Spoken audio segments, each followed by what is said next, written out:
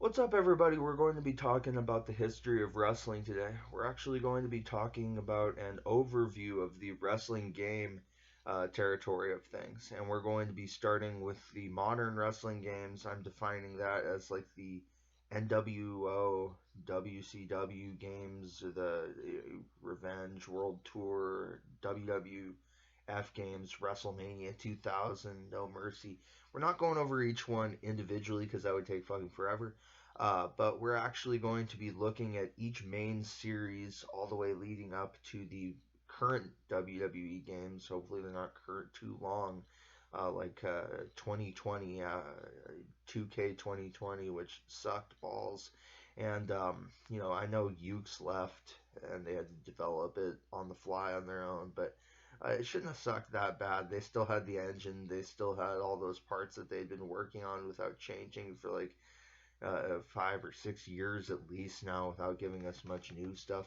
I mean, they shouldn't really have had any excuse for this game to blow as hard as it did. Um, but yeah, let's start off on a little bit more positive of a note, looking at the AKI wrestling game classics.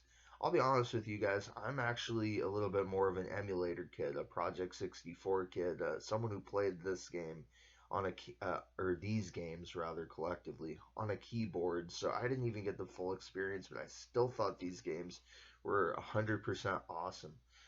They had some limits of the time, such as the graphics. They had issues with the cost slots. I think the fact that you only got 15 of them. Again, it's issues at the time because these are Nintendo 64 games. But still, I think that the standout in this game, the magnum opus of the series using this game engine, I know the WCW games came first, so they deserve a little bit more credit than the WWF games in terms of being innovative. But in terms of crowning the overall retrospective king of the series, the best game, when you're not just looking at what added historically, when you're not just looking at what innovated, but when you're looking at what is the best game in this series of these four classics from wrestling's best era, the Attitude Era. I think that No Mercy takes that crown. It may not be that different than the WCW games or than WrestleMania 2000, but I think what it does add and what it does add in the edit mode in terms of depth, um, it really is the kind of game that gives you the entertainment and the bombast of American wrestling while still giving you the in ring style and depth of Japanese wrestling, which is really fantastic because some games such as Fire Pro Wrestling World and Returns, they're fantastic games to play. They may not emulate that American sports entertainment kind of style, though. They're more just an in the ring, almost simulator. It's almost like a sports game. And it's debatable if wrestling is a sport or not. Let's just go with the term pro wrestling because I don't want to get into an argument over sports entertainment, pro wrestling, if it's a stage performance or if it's a sport or what. I've heard I'm gonna call it a sport because I'm a huge fan, but let's just go with pro wrestling in this video. But yeah, the AKI wrestling games, I think their magnum opus was probably the No Mercy games, or not games plural, but I think that was the best game in the series, and I played the crap out of that as a kid. Sometimes you had to delete cost slots to actually make another one, make a new one. It's almost like when you're a kid and you have to erase your picture on the back of the paper to draw a new one with your crayons or with your lead pencil, dollar store lead pencils. Um, Anyways, yeah, that's kind of how the AKI wrestling games were. They were a little bit primitive, but at the same time, you can see the seeds being sown of everything that is good in wrestling games today. Um, I think that these games were the ones that really innovated that, and like the grappling system using the face buttons is something that's one of the best engines.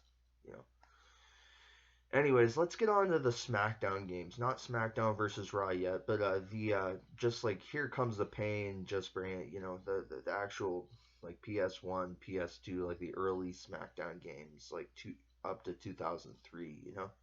Here Comes the Pain is undoubtedly, in the same way No Mercy is, the best game in this series, obviously, because It took those ones before it, and without completely ripping down the engine and rebuilding it, it's like they built on it instead. And I think that that's why this game stacks like a pyramid. This game series stacks like a pyramid because it just kept getting better.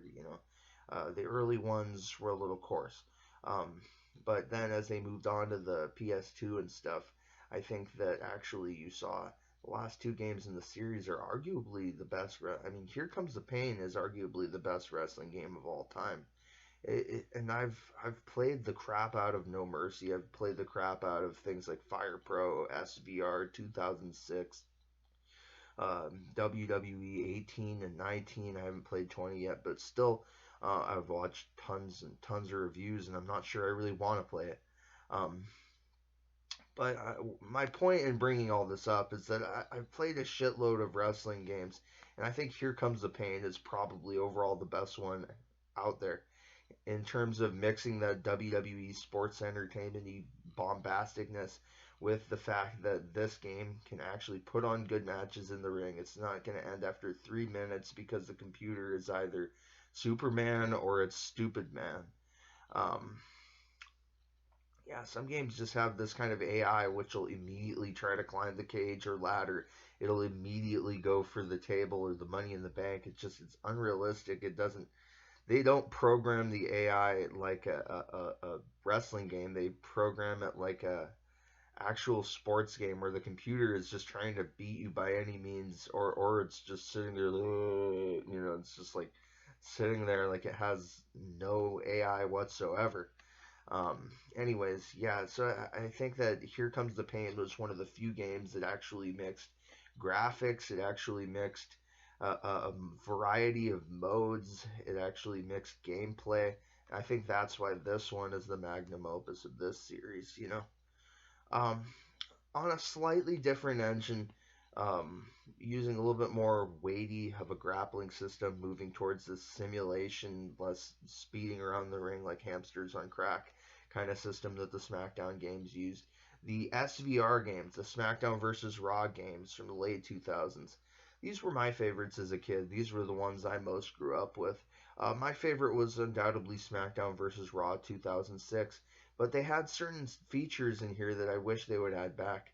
I always thought the move creator was an over the top and fun feature that even though the moves looked really indie-rific, it looked like something you'd see out of Japan, like a pump handle quadruple butterfly pile driver off the top rope.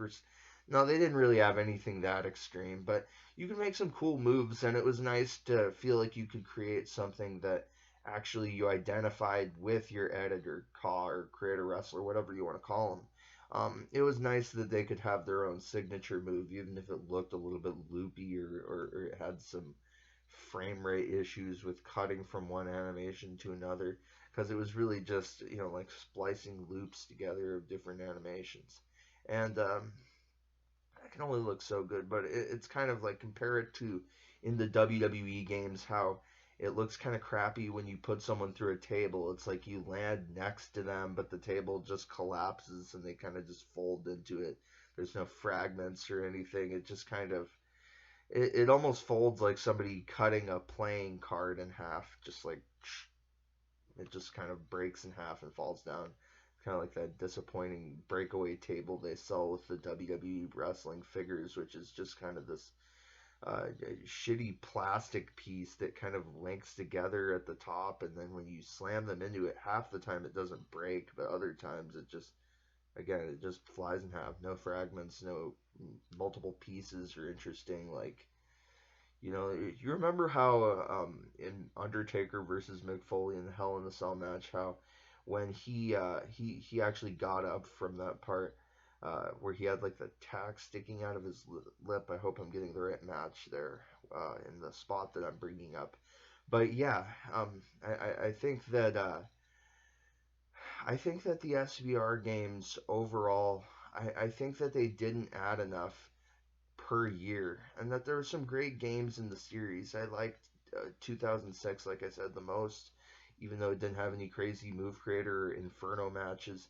it had cool voice acted storylines, awesome graphics. It had a good roster for the time. It had a pretty good creator wrestler mode, not the best one ever, not maybe as good as No Mercy or Fire Pro Wrestling Returns, but it's like it had a pretty good game for the fact that it was balanced with like voice acting mode, uh, variety with a decent creator wrestler mode with all of these things that I made plenty of like ECW guys, Sabu, Mike Awesome, and stuff in my time as a kid playing this game. So it's not that you can't. Um, I just figure that I like the 2D games a little bit more because you don't have to spend a bunch of time wondering if it's 78 or 88 points apart on the bridge between somebody's nose or the gap between their eyebrows. Really stupid, overly specific stuff like that. I just feel like it's cooler to have like an actual game that wrestles well in the ring like Fire Pro and actually even if the faces are a little bit more I don't want to say obscured by the graphics. But at the same time, you're obviously not wondering about somebody's eyebrow length or if they have a unibrow or if they have the people's eyebrow or something. Um, but yeah, overall, I think the SVR games started the trend of WWE games for a while being kind of like sports games in that they didn't change much from year to year. They were more graphic and mode focused. It was really just more about getting you to buy it. And I guess that's how most games are, but other games they at least they at least make it worth it on a yearly basis. I think the last couple installations of this, especially '08 and '09, uh, it's really why they had to change the name of the series because I don't think people would have kept buying this forever. They would have eventually realized, hey, this sucks. It's just a name.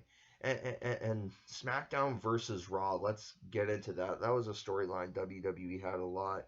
That brand rivalry kind of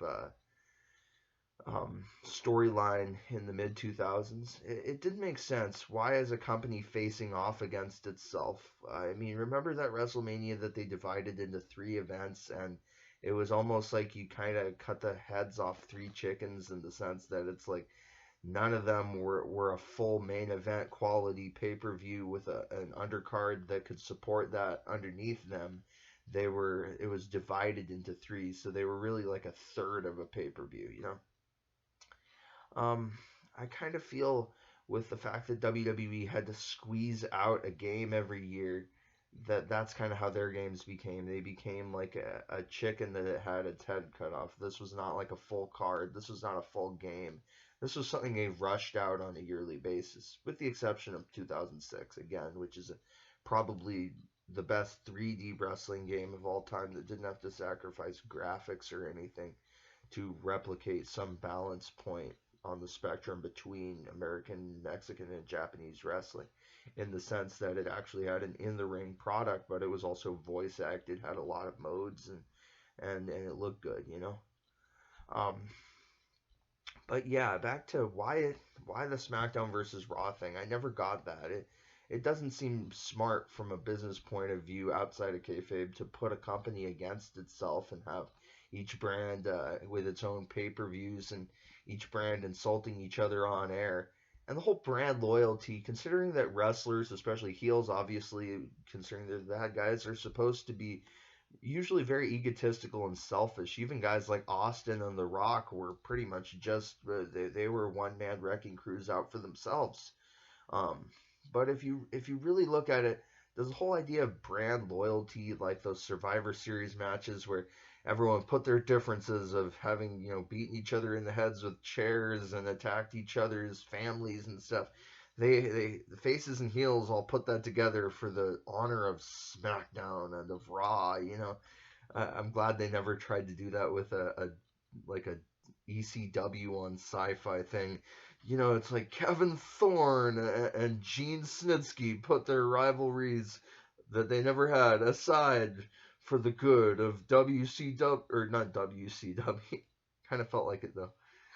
WWECW. Anyways, the SVR games, it's the same thing you'd probably criticize the NBA or Madden games over.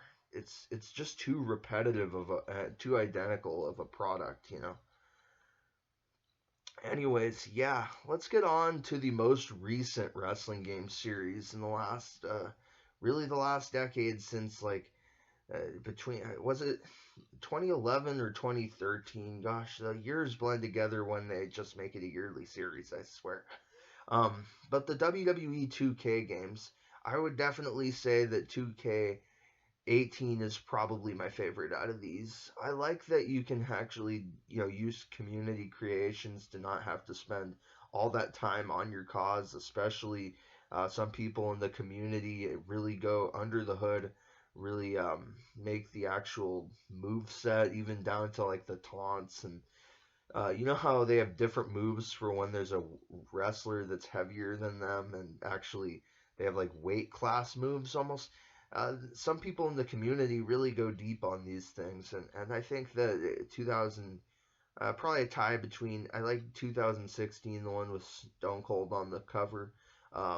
18 was also very good, but these are just my opinions, of course. I think the WWE 2K games, it's almost like a genetically inherited disease from SVR, in the sense that these are, as you would expect from the 2K moniker, these are traditional sports games, and that's not always a good thing, especially in something that's frankly a mixture between sports and entertainment. I don't like that term, but WWE is right, I guess, technically. This is not just a sports series, in the sense that this is not just a sports game. You know, they shouldn't just try to use that sort of mentality of squeezing out a game series every year and making slight changes, basically roster updated packages each year.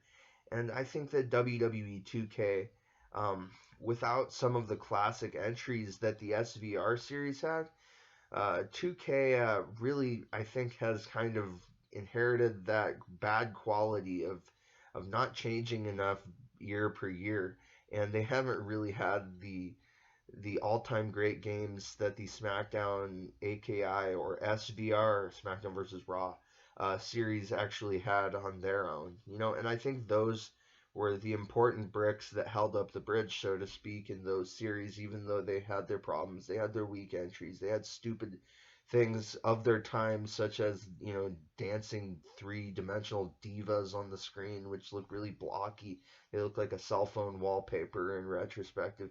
And those things appear kind of sexist in the thing that WWE is trying to make themselves look like a legitimate source of women's wrestling, kind of like you'd find in Japan or something now. I think that 2K, they treat wrestling a little too much like a sport, and they don't capture the entertainment a lot of times. They don't change it enough either, you know. I got 18, then I got 19, and it really didn't leave me wanting to get 20. I watch reviews every year from every source I could find, so don't think I'm saying I haven't played it. Um, well, I haven't in terms of 2K20, but I've watched probably more reviews than the people who actually made that game had brain cells, in terms of if you actually look at it. I've watched probably like 38 reviews on YouTube from people who had like 328 views and posted a video 5 years ago, so they have, uh, you know, smaller followings, so to speak. I've watched all of those reviews of the latest 2K game, and it looks like shit. And again, I know Ukes walked away, so they had to do it on the fly. But there's really no excuse for 2K to actually do these glorified re-releases each year. And that's kind of the overview of WWE games. They've been striving to replicate something like No Mercy, uh, 2006, and SmackDown vs. Raw, or Here Comes the Pain. They've been striving to replicate that for years, but it's hard to top things like that, especially when you just kind of, when you don't prune the plant of any of the things that are wrong, that made the game held down, when you just add to it without actually recreating or remaking. It's kind of like trying to create one sculpture on top of another without getting a new block of clay. And I think that's kind of what WWE has done in overall they've produced plenty of great games, but they haven't tried to produce new enough or different enough games. And I think that that is kind of um, why overall WWE's games feel like they're chasing something from the past that they won't reach again unless they actually restarted. You know how in baseball, once a roster is full of aging veterans with albatross contracts, look at the Angels. Look at how they have multiple contracts over $300 million, and only one of those contracts is for Mike Trout. The other one is for a 49-year-old Albert Pujols who's like playing on his retirement package. You know those people like accumulators who stick around longer than they're actually good, so they can rack up stats. So you can get 4,000 hits or something. Anyways, yeah, I'm not trying to bash on Albert or anything. I'm just saying that the 2K games probably are the worst games in WWE history, at least in modern 3D game history. And I would say that while each game prior had their classics in the series, and even though I've liked things such as showcase mode and uh, and um, and community creations, while I've liked the improvements they've made to create a wrestler, I feel like they've made it too hard, a little almost too in depth. Like you have to 3D model someone yourself to actually make a wrestler. It just takes too many hours, and I feel like that's why these games overall they feel almost a little elitist in the sense that it feels like you literally have to work with like a Pixar level of precision to actually make someone's face without them looking like they've been beaten with a steel chair 48 times by the Sandman, without making them look like a hideous mutant or something. I think that the problem with these 3D games getting so much closer to reality is that you can't really top reality. In all these games that have genuine face scanned photos, it's kind of like what I was talking about in the last video in terms of the elevation of violence. There's an elevation of graphics that make it harder to top in the sense that you can't really make your own wrestlers. You can't have fun like a kid. And that sort of innocence and that sort of interesting creativity dies in favor of photoshopping someone's face off of a picture you found on Google and uploading it onto the community creations if you have any of your 20 downloads for the day left. That's another thing is the download limit. I know they're trying to protect their servers, but that is really fucking annoying when you're trying to download a bunch of like ECW or old WWF guys, and instead you have this limit, and then you have to wait 24 hours, and it feels like it's like 24 hours of playing the game, which is like a whole like modern Pokemon playthrough practically. And it feels like not just you can come back tomorrow, but you'd have to sit there with the controller until your eyes were like sagging down, and your eyes had those big black rings under them like mine do, you know. Um, yeah, I think the 2K games are too similar to each other. The year on the front and the guy, like the cover athlete, is really the only thing that changes on these games. It's probably the most interesting thing year to year. But if you want my top three games in WWE history, I would have to go probably No Mercy, Here Comes the Pain, and then SVR 2006. For the simple sense that I prefer that speedier, a little bit more arcadey system, balanced balanced with the Japanese wrestling without going completely far in either direction like those other two games did. The AKI games found a middle ground, and I think that's why they're the best. Every one of them, there's not really a terribly weak entry. I mean, there's things like ECW Anarchy Rules from the late 90s. There's things like uh, the Royal Rumble game. These are all opinions, of course, but I'm just saying that every engine had its flops, so to speak.